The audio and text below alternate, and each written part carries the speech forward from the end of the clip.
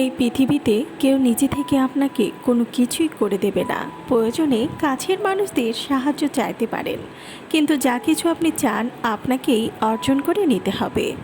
ব্যাপারটা হলো, নিজেকে আগে ভালোবাসুন। আমরা অন্য কাউকে অন্ধভাবে ভালোবাসতে গিয়ে নিজেকে ভালোবাসতেই ভুলে যাই।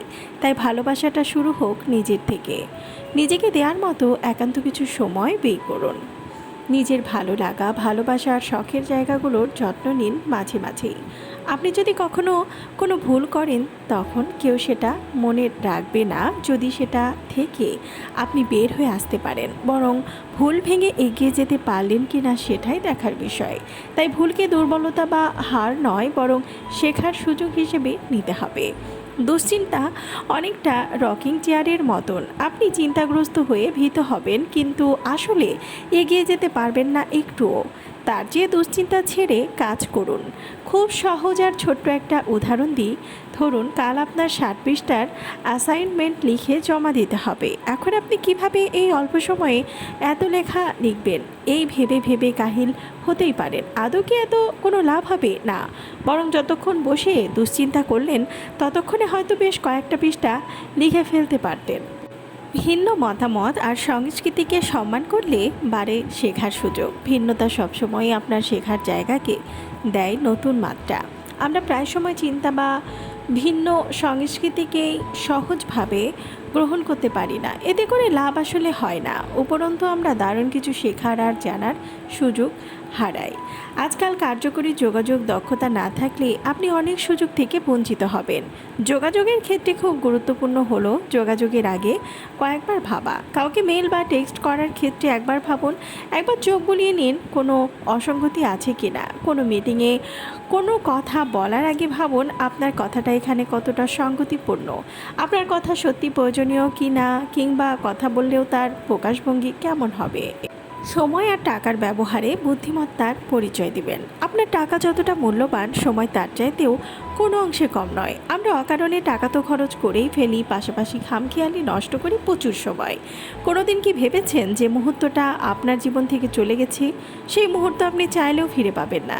তাই সময় আর টাকার ব্যবহারে মিতব্যয়ী হন। আপনার পরিকল্পনা মতো অনেক কিছুই হবে, আবার অনেক কিছুই হবে না।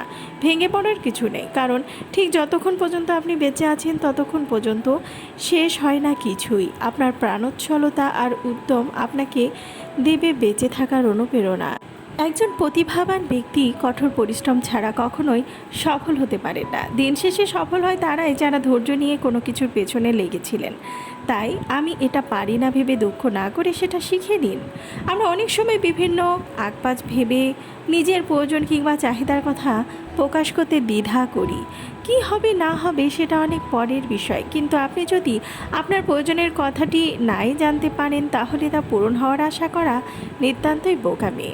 কমপক্ষে একটি বিদেশি ভাষায় দক্ষ হন। ভাষা শেখা আপাত দৃষ্টিতে কঠিন মনে হলেও আপনি যদি নিয়ম করে 6 মাস সময় দেন, তাহলে খুব সহজেই মোটামুটি চালিয়ে নেওয়ার মতো একটা বিদেশি ভাষা রপ্ত করে ফেলতে পারবেন। এই যুগে নিজের ভাষার বাইরে বেশ কিছু বিদেশি ভাষা জানা থাকলে তা চাকরি, পড়াশোনা সব জায়গাতে আপনাকে এগিয়ে রাখবে। বেশি শিখতে না পারলে অন্ততপক্ষে ইংরেজিটা অবশ্যই শিখুন। মানুষকে সম্মান করুন। বয়স কিংবা পদমর্যাদায় বড় ছোট সব মানুষকে সম্মান করুন।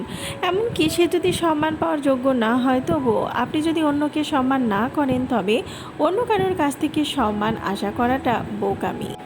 আপনার কাছে আজকে যেটা খুব ছোট মনে হচ্ছে, সেটাই একদিন হতে পারে বিশাল কিছু।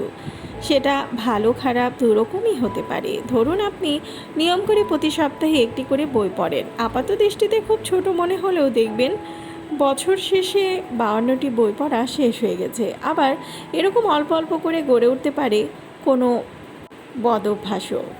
টুকিটাকি ঘরের কাজ জানাটাও কিন্তু জরুরি। রান্না করা, ঘর পরিষ্কার করা, ছোটোখাটো সেলাইয়ের কাজ জানা, কাপড় ধোয়ার মতো কাজগুলো জানাটা ছেলে মেয়ে নির্বিশেষে সবার জন্যই প্রয়োজন।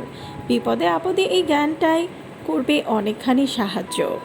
আশা করি বুঝতে পেরেছেন। ভিডিওটি ভালো লাগলে চ্যানেলটিকে সাবস্ক্রাইব করুন।